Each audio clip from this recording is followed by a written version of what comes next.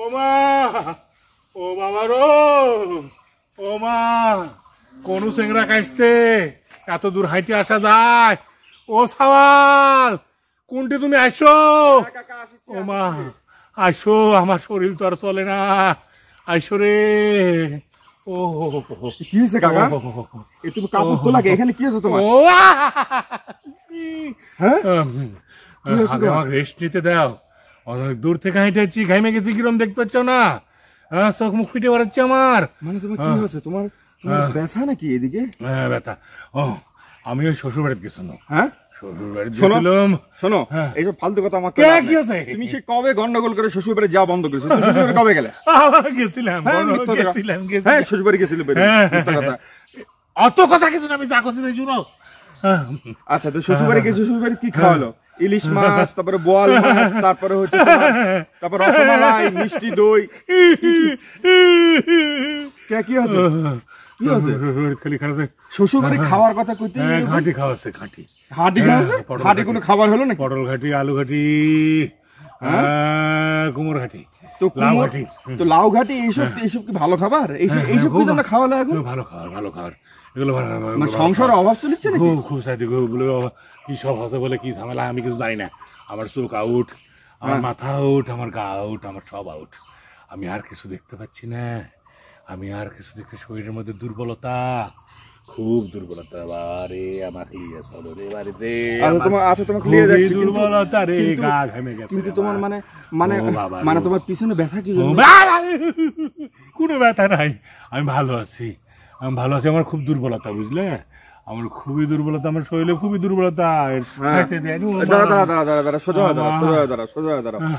আচ্ছা আচ্ছা, তাহলে আচ্ছা, তারপর গতকালকে শুনলাম তুমি নাকি কানে শুনতে পাচ্ছ না, কথা করতে পারছো না। ওই মাঝে মধ্যে ওই সমস্যা দেখা দিচ্ছে। ওই তো শ্বশুরবাড়ি যাওয়ার পর থেকে আমার এই প্রবলেম হয়ে গেছে।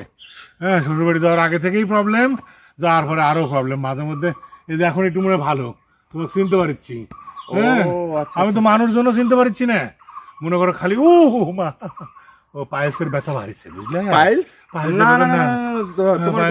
ছিল না তো? হ্যাঁ বাবা, পাইলসের ব্যথা না, পাইলসের ব্যথা, ও মা খুব বাড়িছে পাইলসের ব্যথা। তাহলে কি খাওয়া দাওয়া কিছু করেছো? হ্যাঁ হ্যাঁ, ঘটনা হচ্ছে শোনো, শরীর খুব দুর্বল, বুঝলে, খুব ব্যথা, খুব ব্যথা। তোমার আর কি কব, শ্বশুর বাড়িতে যায় শরীর খুব ব্যথা, আর ওই মাঝে মধ্যে ব্রেন আউট হয়ে যাচ্ছে।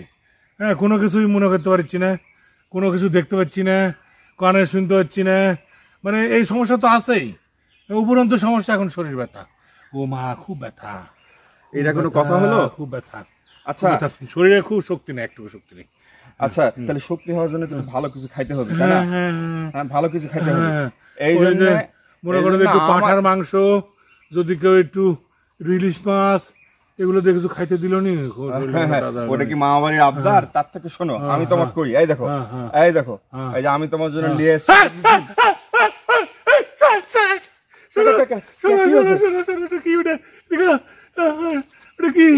ডিম বাইর